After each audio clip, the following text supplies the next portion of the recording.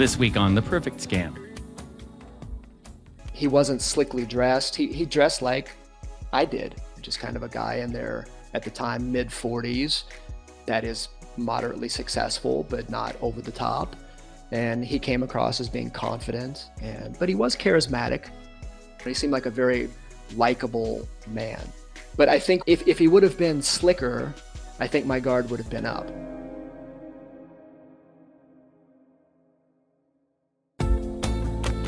Welcome back to The Perfect Scam. I'm your host, Bob Sullivan.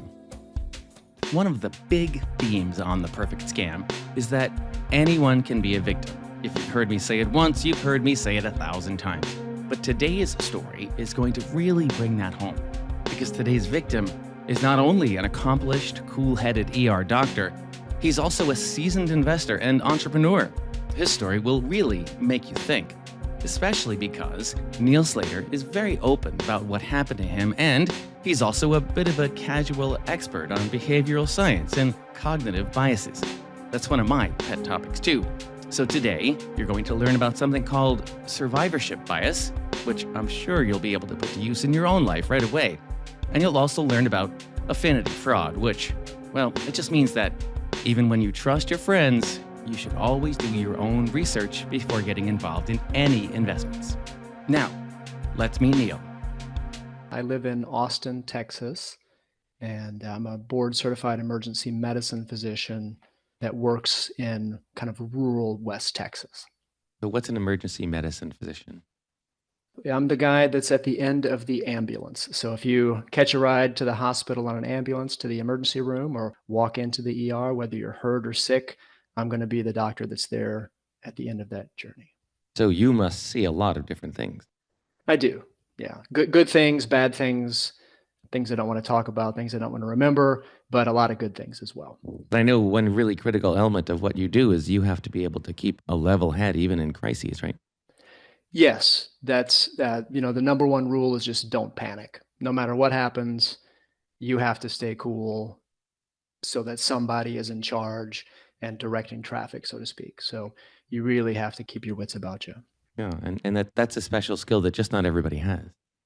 Yeah, I don't know if it's innate or it can be trained. I think most of the time it can be trained. It's just once you see, the first time you see somebody having a seizure, it's very distressing for anybody. But the 1,000th time you've seen somebody having a seizure, it's just becomes routine, I think. So, and that goes for almost anything. Then it's your job. Yes, it just becomes your job. Neill's been working under ER stress for decades now, and he loves what he does, but years ago, he made a decision that makes him a little different from many other doctors. He decided to invest in the business of healthcare. In the past, it's been very common for physicians to own their own practices. And I think that people still believe that that's common. But currently, right now, 74% of US physicians are employees. And over the last couple of decades, there's been a lot of consolidation in the industry where big companies are buying up physician groups, individual physician practices, hospitals, and a lot of these are backed by private equity funds. And some have become publicly traded companies. So that's something that I try to work against, actually. That's sort of the gist of how all of this came about. The physician today has a lot of stress. And, look, nobody feels bad for doctors, right? This is why I think a lot of times this doesn't become more public. There's a lot of things that happen behind the scenes, but, it doesn't look good for a doctor to go on television or a radio podcast or anything else and say, oh, woe is me, I'm not getting paid as much as I used to, or whatever. People look at us and say, oh, these people make a lot of money. And we do. What I think that the general public doesn't see is that we take on a lot of debt. We have some detrimental aspects to the way the system works, and that most physicians are several $100,000s in debt by the time they graduate from medical school and finish their residency. The system has become very complicated when it comes to financial reimbursement through insurance companies, government regulation. And so the path of least resistance for a lot of physicians is to become an employee. Let somebody else handle the billing and the coding and the overhead and hire nurses and hire your front desk staff. And I can just do my job and then go home. But again, you're giving up something when you go that route, the financial return. And you're also giving up autonomy, which I believe is equally as important. Because again, corporate owned medical entities, private equity has a playbook, right? And that Hmm. playbook is to increase profits so that they can sell later. And there's only so many ways you can increase profits in a medical setting, see more patients or charge more per patient. And that is, like I said, subtly or not so subtly transmitted down to physicians many times. And I feel like it interferes with our autonomy, which is bad for us, bad for the patients. And so that's what I try to encourage people to get into entrepreneurship, own their own practices, and at least learn about money and finance and business so that they know what they're getting themselves into. So Neill believes it's his duty, not just to his own financial well-being, but to the well-being of his patients, that he invest in healthcare ownership. And he's an advocate for other physicians getting involved in this too. That's part of why he's speaking to us today, as you'll see. So, what exactly does Neill invest in? Even though I'm an ER physician, I own a emergency medicine practice group with some partners that we started, I think 16 years ago now. And so we staff ERs. So I'm a business owner in that respect. We hire other physicians and advanced practice providers to staff ERs. And then I also own a chain of urgent care and family practice offices that I manage with some partners. And we've bought the land under several of those facilities as well. And as is true of every entrepreneur I know, Neill is pretty constantly networking. And that's how Neill met a fellow medical practitioner and entrepreneur named Clinton Herzog several years ago. They were introduced by Neill's good friend, Jerry, who is also an ER doc and is Neill's business partner in the urgent care business. And Jerry is a very good guy to know, which is why he's my business partner. He knows everybody, meets everybody, very affable, long roots in Texas where I live. And he's kind of the opposite of me. I'm not going to be the guy going out and meeting everybody. I'm kind of an introvert. And he isn't. So I meet a lot of people, friends, business partners, these sorts of things through Jerry because he's that guy. He's introduced me to a lot of people that have done really good things.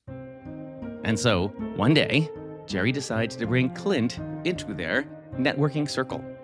Jerry says to Neill, "Hey, I met this guy and I've worked with him for a little bit, and he seems to be somebody you should meet. He's about our age and he is an entrepreneur. He has started multiple dental practices and his business is expanding, and he is taking outside money to grow his chain of practices." And at that point, we had a few urgent care locations, but we were interested in growing as well. And so he thought it would be a good meeting for us to meet somebody that also lived in Austin. Again, maybe a friend, maybe somebody to bounce ideas off of. It was not really set up to be an investment meeting. It was more of a, let's meet this guy. Maybe he can help our business. Maybe we can bounce ideas off each other, that sort of a meeting. Clint already owns a few dental offices that Neill knows about. In fact, Jerry had already invested in them. There were already a few open around town. This was not just an idea that came out of nowhere. Jerry had already, at this point, invested in his practice previously and had actually sent a prospectus to me, I think the year before, asking me if I wanted to invest because, I get a lot of emails and calls like, "Hey, I'm going to do this. Are you interested?" And I had looked at it. I was very busy. I had a lot going on, and I just didn't feel like it was something I wanted to participate in. But Jerry and some other friends of ours did get involved and had already invested money. And living in Austin, I knew of at least two dental locations that he had, and I knew of his brand. So, naturally, Neill takes the meeting with Clint. Yeah, we met in person. We met at a bar in Austin and sat down and had a beer and talked for maybe 2 hours.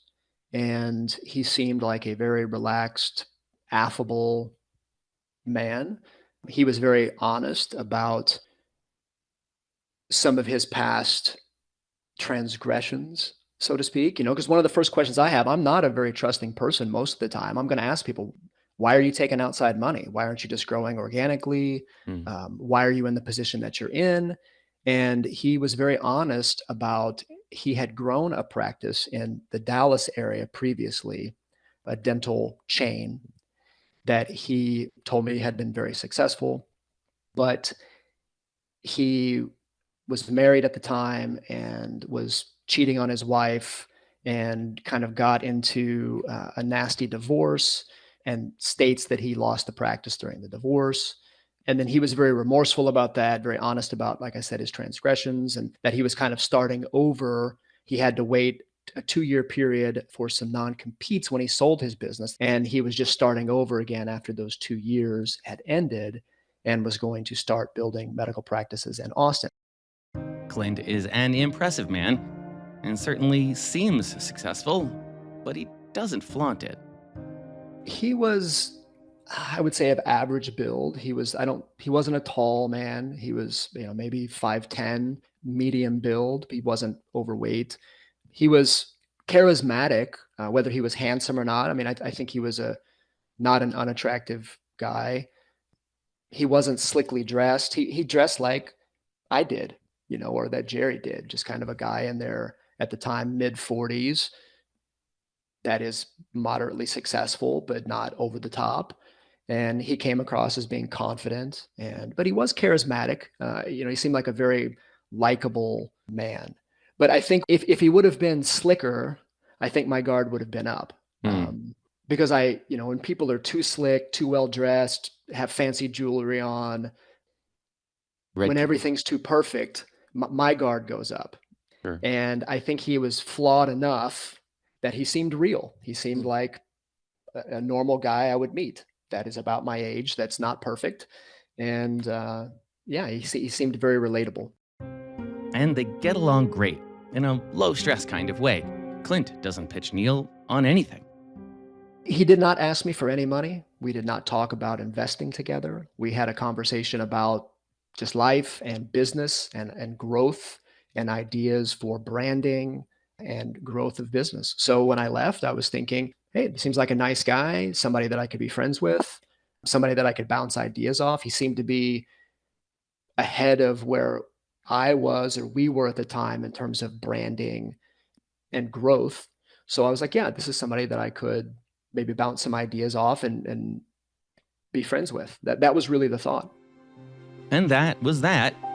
Until a few months later, when Clint reappears in Neill's life in a simple enough way.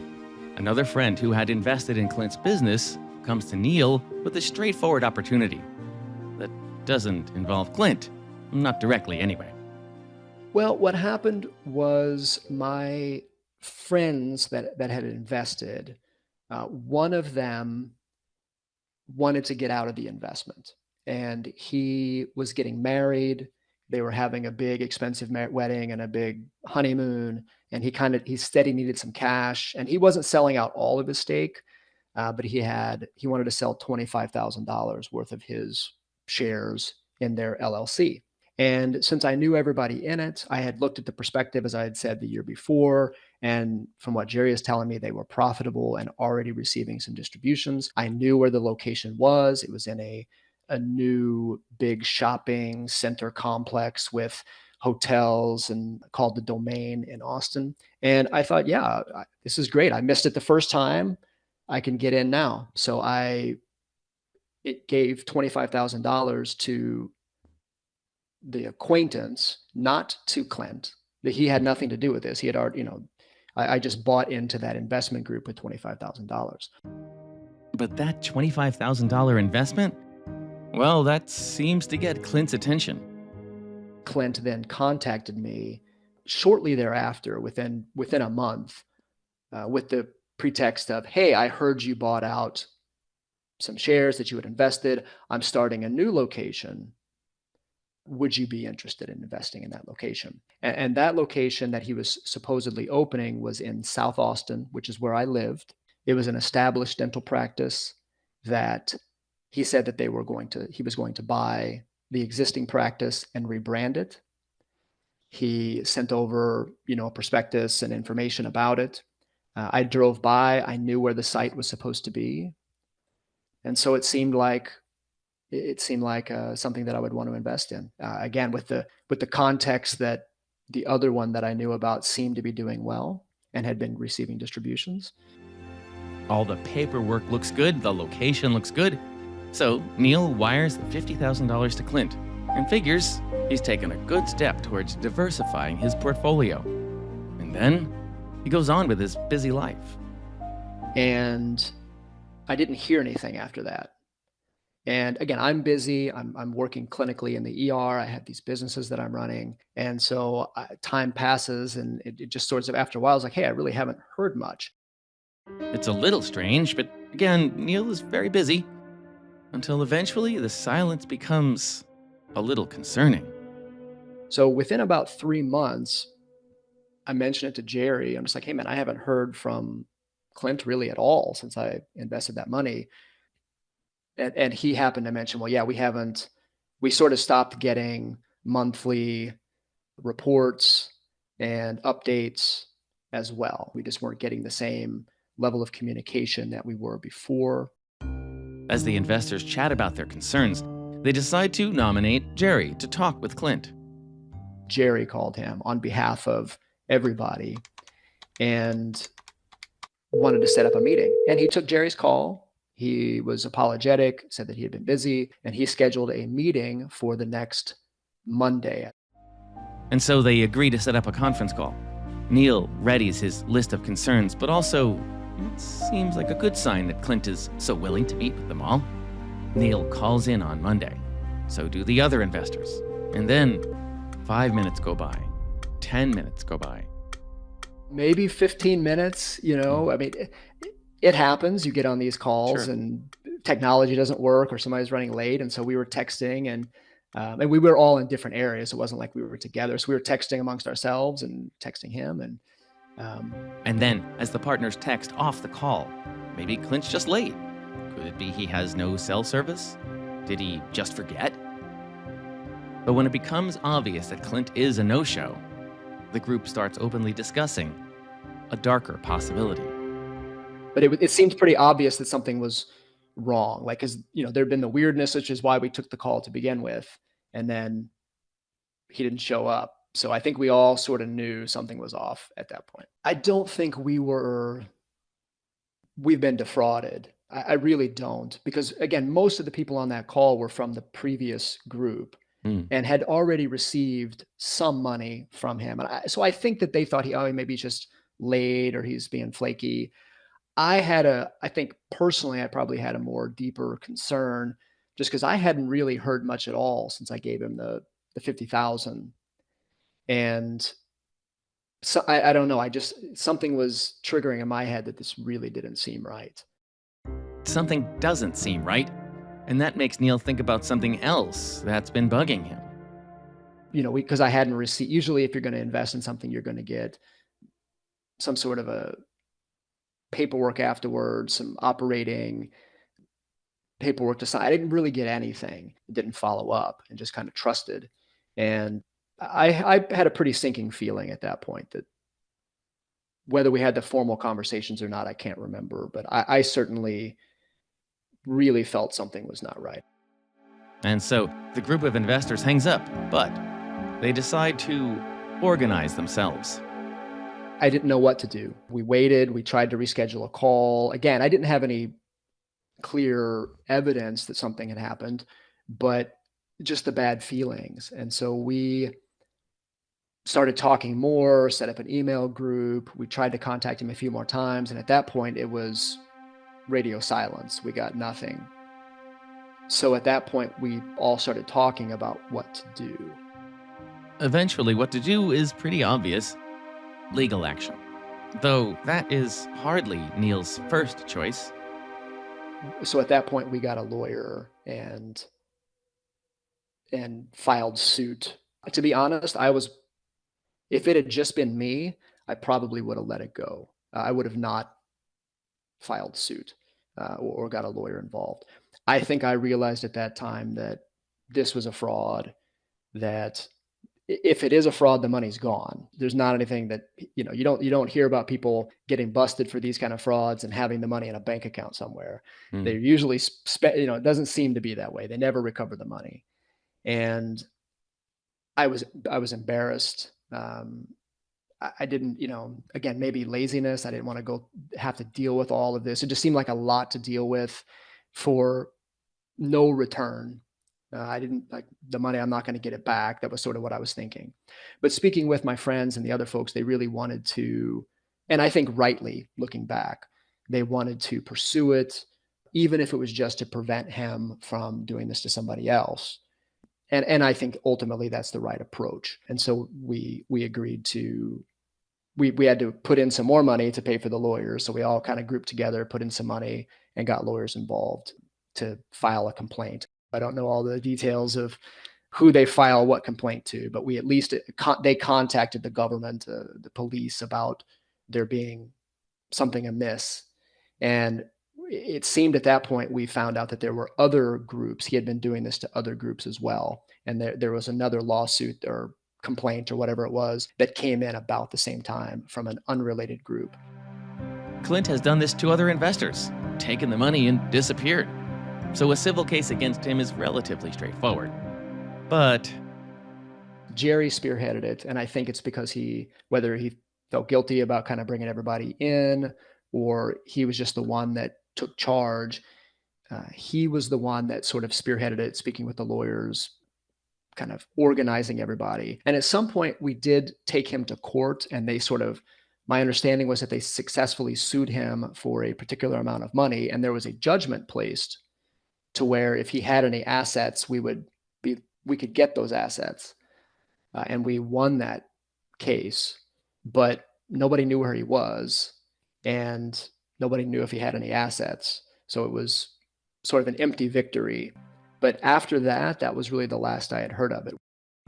they win a judgment, but there's no assets to seize, so that judgment isn't worth very much. It's frustrating, but it's not as frustrating as what the group finds out on social media later on. But we would hear updates occasionally.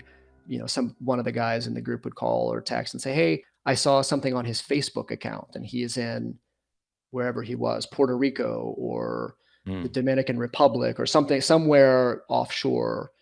And he posted a picture that he's having a party in this island, but nobody ever saw him in the States again. So I'm assuming he was out of the country for most of that time.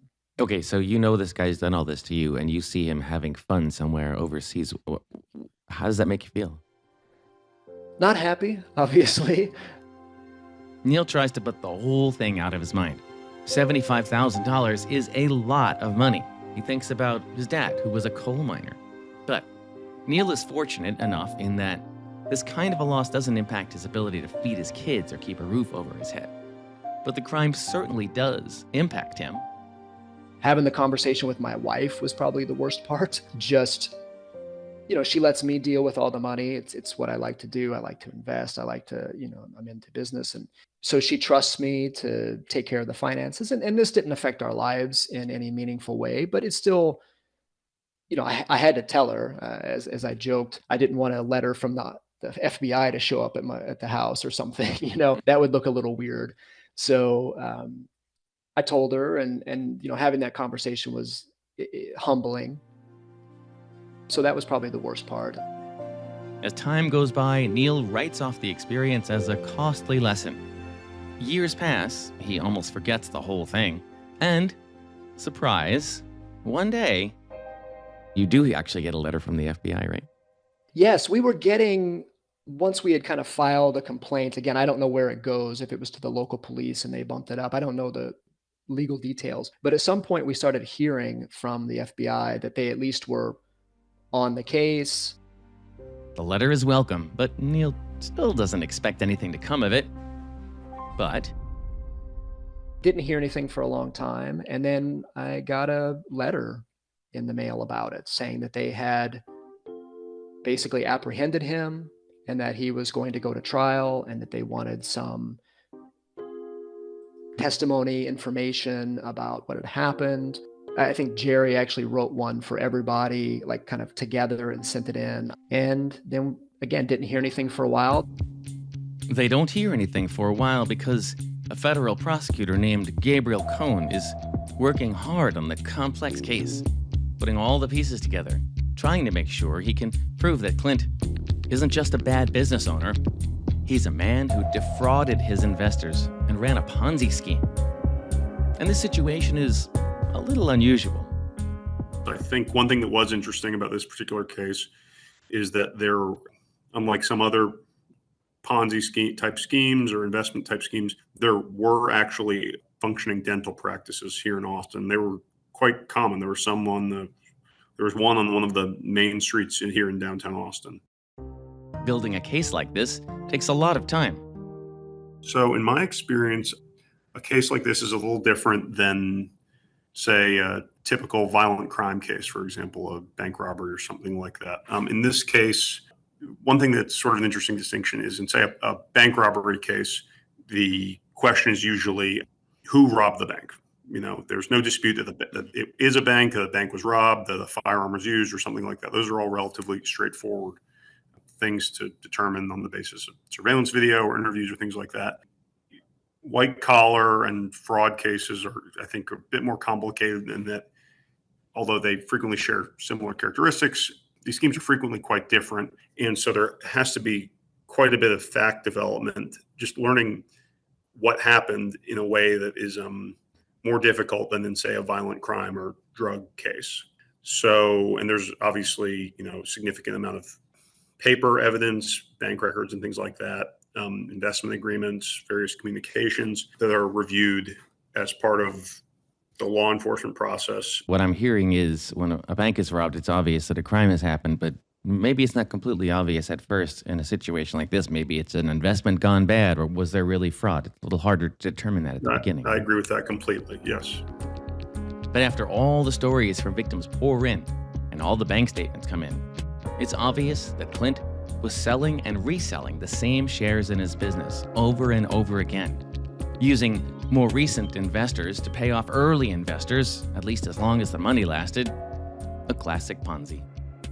Sure. I think in summary, the allegations, which were essentially that Mr. Herzog was diverting investor funds for his personal use and purporting to sell multiple interests, or rather the same interest in a business or a business organization, to multiple people. So if, for example, Mr. Herzog entered into an investment agreement with one person, he would, on day one, he would do the same, purport to sell the same interest to another person on day two, and so on and so forth.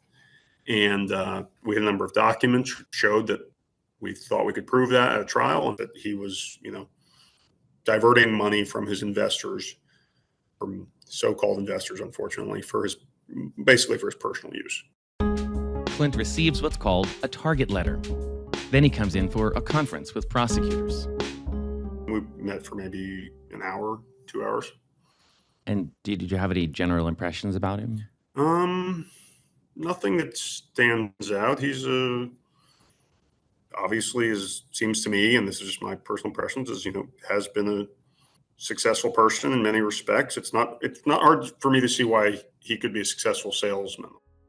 After Clint sees the evidence that's been developed against him, it doesn't take long. There's no trial. Clint Herzog pleads guilty to defrauding investors out of hundreds of thousands of dollars from 2016 through 2018. And in 2024, we told you these cases take a long time, he is sentenced to 36 months in prison and $2 million in restitution. Neill can finally put all this behind him. How did that feel for you? There was definitely some closure there. Again, I had almost forgotten about it. I think maybe that is part of the ER doctor thing, is that you have to, I am pretty good at compartmentalizing bad things. And you kind of have to just move on and not think about them. So it wasn't something that was on my mind, especially after we got the judgment and then I didn't hear anything else. I just thought it was over. And then getting these periodic updates from the FBI, it's like, oh, that's interesting. They finally caught him. Honestly, I was somewhat detached from it. It was never like a feeling of victory or There was some closure. Okay, I don't have to really think about this too much anymore. But I was happy that he wasn't going to be doing this to anybody else. I think that there was some relief that, you know, maybe maybe the legal system does work and there is some justice and he's going to go to jail for a while and, maybe hopefully turn his life around. I think that would be the ideal scenario. Do you have any opinion about the 36-month sentence? I don't know how, again, I'm not a lawyer, what's fair. If more than that is too much, I'm not sure. This was, what I worry about with this kind of crime would be the taking people's retirement monies and people losing their homes. When I look at myself personally, it didn't affect my life a whole lot. And the people that I know that he stole money from, it didn't affect their lives a whole lot either. Now, stealing is stealing, but as far as I know, nobody lost their homes. Their kids didn't go to college. They lost their retirement savings. And so I don't know. It's a tough question to answer. Well, he owes $2.1 million in restitution, some of which is your money, I'm sure. That's what it is. Yeah, 2.1 million. So, 3 years and $2.1 million, which I'm assuming they'll garnish his wages for the rest of his life if he works. I'm okay with that. I'm okay with that. The conviction gives Neill a bit more chance to think about everything that's happened from the very beginning. I think he was probably grooming me, is what I think. Looking back on it, the timing, I think in all the circumstances led it to go a certain way. But if I had not bought into the $25,000 investment with the friend and bought his shares, I still think he would have called me. It was pretty soon after that. I think that was an excuse, but I think he would have found another excuse. It all just happened too fast. And it looked like, looking at the timing later on, that he was kind of throwing lines in the water, trying to see who would bite in multiple areas, and took investments from multiple people for that site that he proposed to me. So I think he was probably playing the game even then. Playing the long game, but we'll never really know. As the prosecutor said, there were real dentist practices, and so that makes this an unusual Ponzi scheme. So my assumption based on that was that he, at least, whether it was more of a Ponzi scheme at the beginning or whether he legitimately had these medical practices, because again, I know where they were. You could drive by and see them, and they were operating. So the initial ones were real. So whether he just got behind or whether this was his plan or where he sort of jumped the shark, I'm not sure. And what are Neill's feelings about Clint now? This guy was a dentist that seemed to have a lot going for him. It's like you don't understand why people would do this. You could just work as a dentist and own a practice and make money. I mean, it's there for the taking. So why somebody would want to steal and do this, I'm not sure. I wasn't happy, but honestly, I was more perplexed than anything else. Why would you throw your life away? I was just thinking, you're going to get caught eventually. You're going to run out of money. You're going to get caught. Why would you throw your life away on something like this? This sounds like that very level-headed ER doc to me, because I'd be pissed off. And so Neill took that emotion and that analytic mind and has tried to put it to good use. We told you at the beginning of this episode that he not only invests as a physician entrepreneur, he also advocates for other physicians to do the same. So he's vowed to make this story a learning experience for all other potential investors. He shared the entire experience recently in a detailed essay, and he has a lot of advice for medical professionals, well, for any investor, really.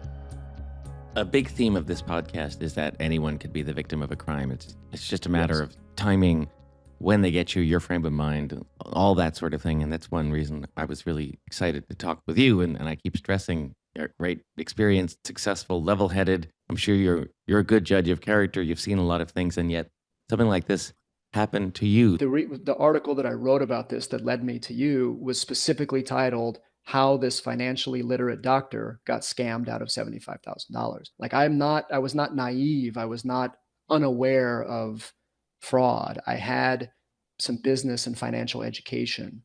I have an MBA. And I still got scammed. So it really can happen to anybody. I believe that.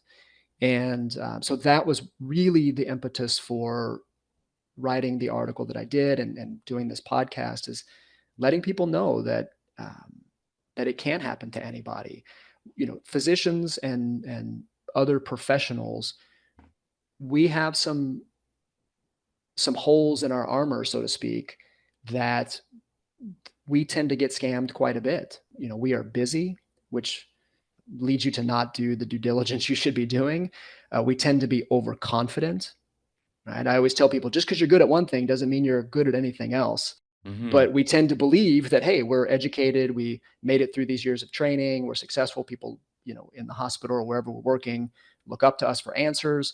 And so we feel confident when it comes to investing and other things. And we haven't deserved that confidence. We haven't earned it. So we're overconfident. Also, even with decades of education, Neill feels like he was never prepared for these kinds of financial situations. I went to 24 years of school. So 12 years through, high school. And then I did 12 years of school after that. And that doesn't include my MBA that I did, which was another, 2 years. But 24 years of medical training, or 24 years of school, all in public schools or state institutions.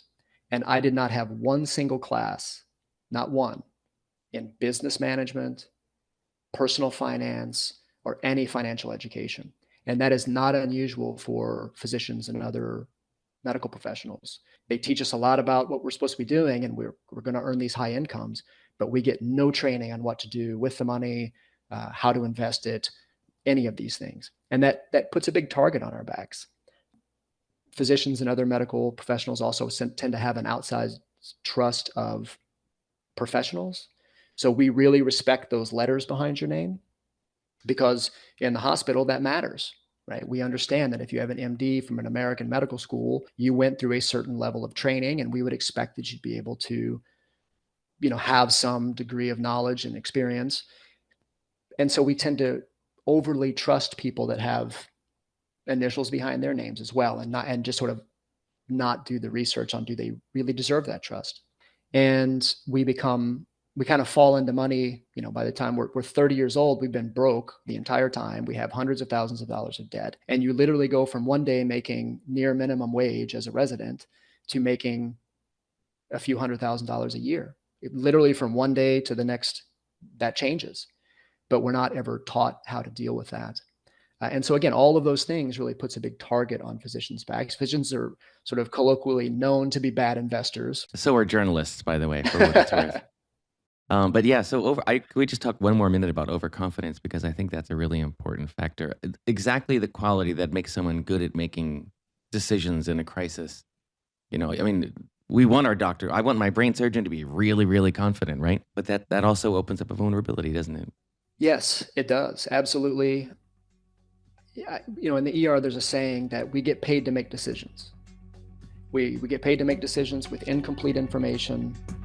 You don't have time. Somebody's having a heart attack in front of you. They maybe can't give you all the information you need. Their family's not there yet, or whatever it is. You have to make decisions with incomplete information. And so it may be the right decision or the wrong decision, but you have to make one then, and you have to go with it.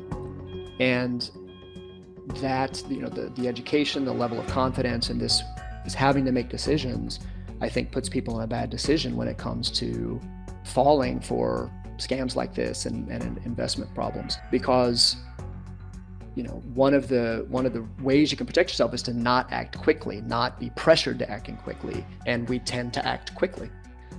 So yeah, I think there's a reason that doctors are targets. It's A, we have money, but a lot of it is B, we don't have the experience and we're overconfident about it. You mentioned in your piece a couple of terms that I want you to talk a little bit about too.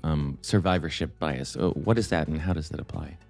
Well, what I was speaking about was it might seem unusual to some people that, hey, I would just meet a dentist and give him $50,000 or invest $25,000 in this other dental office that I didn't have a lot of research on. But we hear a lot among other doctors and among other professionals about the successes that they've had. So you hear, I have a friend that somehow made $1 million off some mosquito spray company. He invested in it early and it grew really big, and he made a bunch of money. And I know another doctor who made money on hotels, investing in a bunch of small hotels that got bigger. And so you hear about these when you're in the doctor's lounge or working with people, but you never hear about those who lost money. And it's the same thing with just stock investments. So you hear about people who invested early in NVIDIA. Now, anybody who's invested in NVIDIA, you hear about it, or somebody that invested in Tesla really early. They're very happy to talk about it around the water cooler, so to speak. But you don't hear about the people who invested in FTX, right, before it went down, or something else that went down previously. So that's the survivorship bias. You only hear about the winners. You don't hear about the losers, because most people aren't in the locker room talking about how they lost a bunch of money, but they're happy to talk about their winners. And that's the survivorship bias. And I fall prey to that everybody can. It's a natural bias. Doesn't everybody come home from Vegas either? Oh yeah, I won big, or I ended up even. Yes. You wonder how they pay for all that up there. And there's one other term, which I think is really important to the story, which is affinity fraud. Tell me what you mean by that. Affinity fraud is getting close to a group of people, sort of infiltrating a group of people that have some like characteristics. So it could be somebody is at your church, somebody is a veteran and you're a veteran, somebody that has the same ethnicities, the same hobbies, the same profession. And you tend to have an immediate affinity with them. Oh, hey, I went to this school as well. I root for this football team. I was also a veteran. And hey, I deployed to the same place. And so these con artists infiltrate your group of people, and you have an affinity for them because they have like characteristics. And you tend to then trust them more than you should, because you feel camaraderie, you feel a closeness with them, you feel like they are like you, when they're really there with malintent. And there's a related principle here, which in the computer security world, sometimes they call it third-party verification, where you trust something because someone else says, a third party says, oh, you can trust this person. So instead of analyzing that person completely yourself, you say, well, Bob likes him, so that's good enough for me. Absolutely. I when I looked at these, aside from all the kind of basics of ways to protect yourself, I think the big three mistakes that I made, and this was one of them, and the way I referred to it was transferring trust. So because Clint was introduced to me through Jerry, that buys you some trust, right? You just assume that I'm transferring the trust that I have to Jerry through 20 years of business and friendship to somebody that he knows, because he introduced us. If somebody came off the street and introduced themselves, you'd automatically be a little put back. But if your friend introduces you, they automatically have some trust that they didn't earn. And it doesn't mean you're going to give them money immediately, but this happens all the time. Hey, Bob's a good guy. Your friend tells you that. So you just believe it. Yeah, Bob's a good guy. My friend must know that he is. He's hung out with him before. He knows him. He's worked with him. Must be a good guy. And so you transfer that trust to somewhere that it's not deserved. The second mistake I made was fear of missing out. The kids call it FOMO, which is really subtle, but I think very pernicious, where I didn't invest with the group on that initial dental office.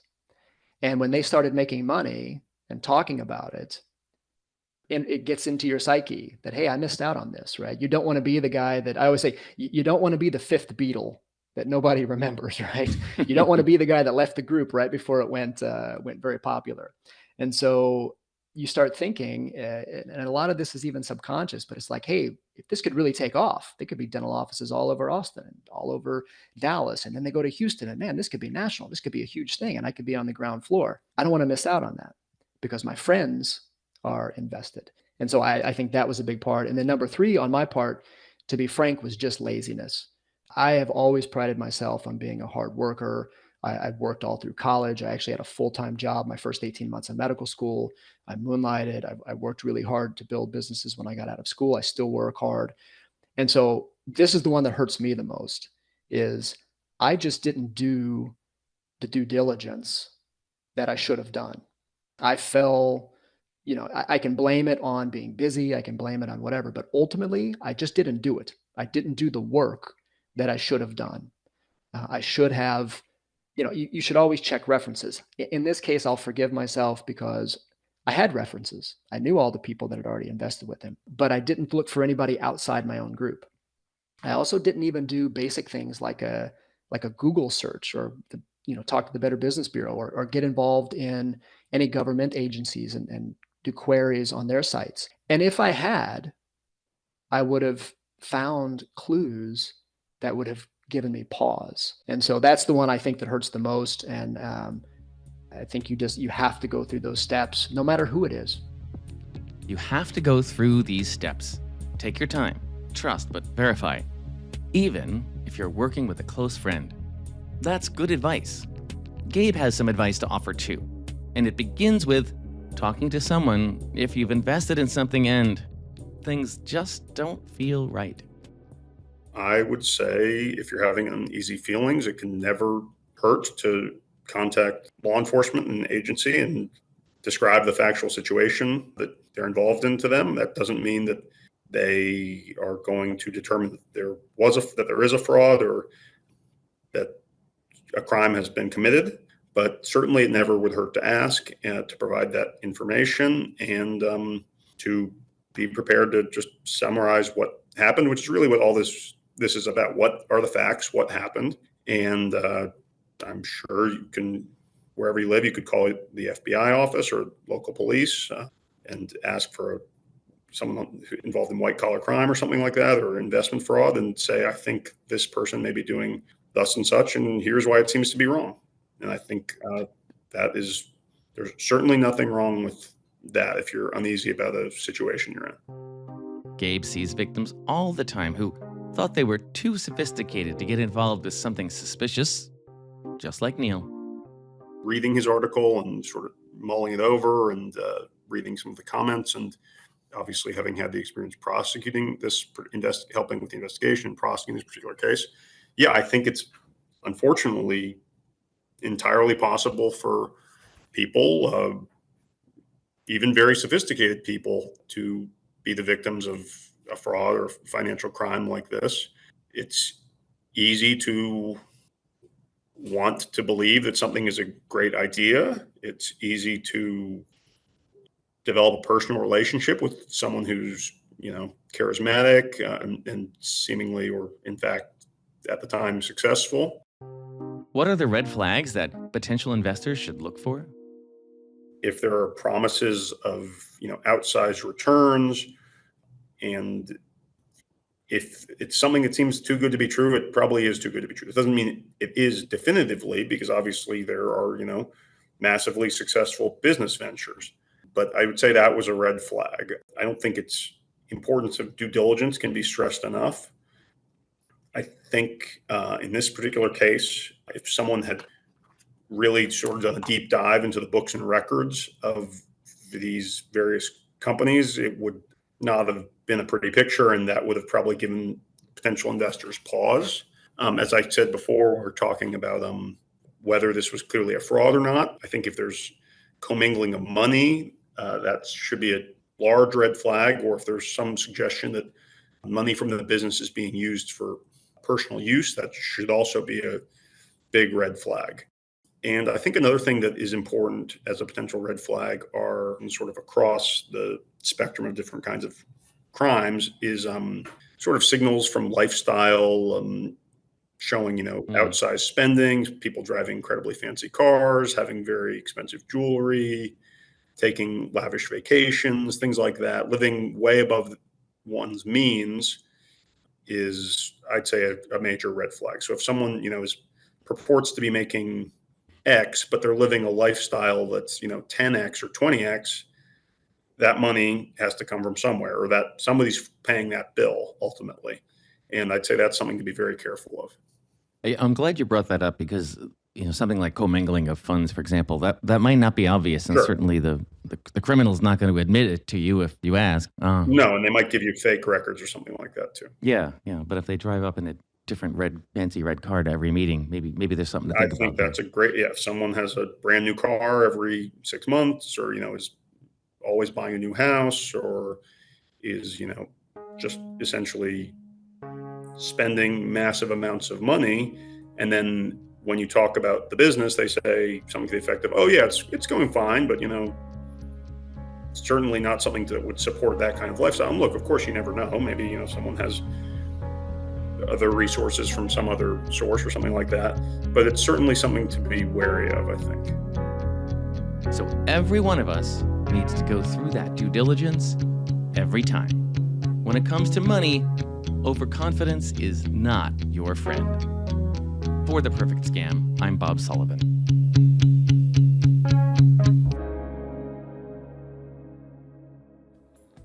If you have been targeted by a scam or fraud, you are not alone. Call the AARP Fraud Watch Network helpline at 877-908-3360. Their trained fraud specialists can provide you with free support and guidance on what to do next. Our email address at The Perfect Scam is theperfectscampodcast@aarp.org, and we want to hear from you. If you've been the victim of a scam, or you know someone who has, and you'd like us to tell their story, write to us. That address again is theperfectscampodcast@aarp.org. Thank you to our team of Scam Busters, Associate Producer Annalee Embry, Researcher Becky Dodson, Executive Producer Julie Getz, and our audio engineer and sound designer Julio Gonzalez. Be sure to find us on Apple Podcasts, Spotify, or wherever you listen to podcasts. For AARP's The Perfect Scam, I'm Bob Sullivan.